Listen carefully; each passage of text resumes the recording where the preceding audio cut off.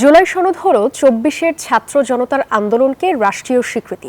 রাষ্ট্র সংস্কারের জন্য ঐক্যবদ্ধভাবে জুলাই সনদ বাস্তবায়নের বিকল্প নেই, তবে কোনো সুযোগ নেই এই সনদকে সংবিধানের ওপরে স্থান দেওয়ার, এমন মন্তব্য করেছেন কয়েকজন রাজনৈতিক বিশ্লেষক। তারা বলছেন, জুলাই সনদ বাস্তবায়ন না হলে জনগণের কাছে বিশ্বাসযোগ্যতা হারাবে রাজনৈতিক দলগুলো, এমনকি বাড়তে পারে রাজনৈতিক সংকটও।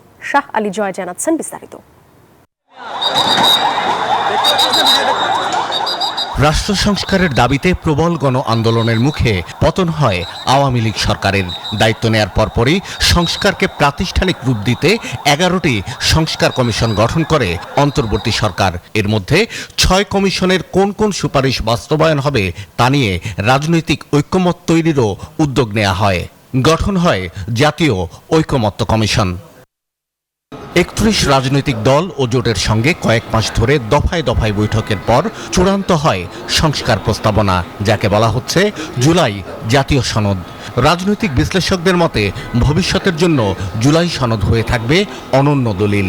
এইটা একটা দলিল, যে দলিলটা রিফ্লেক্ট করছে রাজনৈতিক দলগুলো কোন জায়গাটা এসে পৌঁছেছে। এই জুলাই সনদের আরেকটা গুরুত্বপূর্ণ জায়গাটা হচ্ছে যে এইখানে শুধুমাত্র আপনি যে জিনিসপত্রগুলোতে ঐক্যমত্যে পৌঁছেছেন বা পৌঁছননি, নোট অফ ডিসেন্টের ব্যাপারটা যদি মাথায় রাখি, এর বাইরেও এইটাকে আপনি কিভাবে বাস্তবায়ন করবেন সেইটার একটা পথরেখা এখানে আপনি দিয়ে দিচ্ছেন।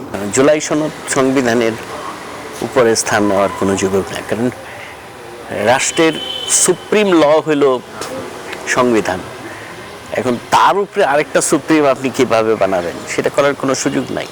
জুলাই সনদকে স্থায়ী ভিত্তি দিতে গণভোটের সুপারিশ এসেছে, তবে এ সনদ প্রণয়নে জনগণের অংশগ্রহণ কতটুকু ছিল তা নিয়েও প্রশ্ন তুলেছেন কেউ কেউ।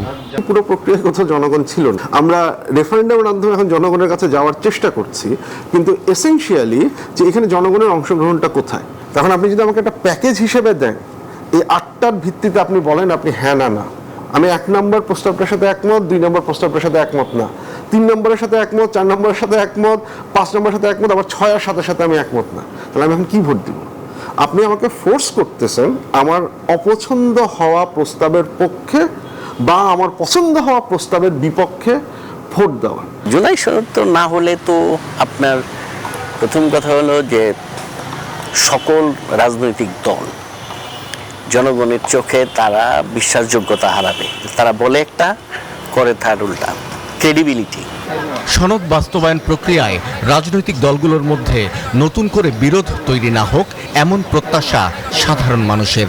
মানে যার মাধ্যমে আমরা এই একটা বড় চেঞ্জ ঘটাতে পারছি, তো এই নেগেটিভটা যেন ঠিক থাকে, একটা অফিসিয়াল ডকুমেন্টেশন থাকে, এই জন্য আমাদের এই সনদটা করার কি জরুরি মনে করি। আমার মনে হয় এই সনদে এমন কিছু আছে যেটা আমাদের জন্য আসলে শিক্ষণীয়। ফেসিস সরকার যেন পরিবর্তন না আসতে পারে, সেই জন্য অন্ততপক্ষে জুলাই সনদটা বাস্তবায়ন হওয়া জরুরি।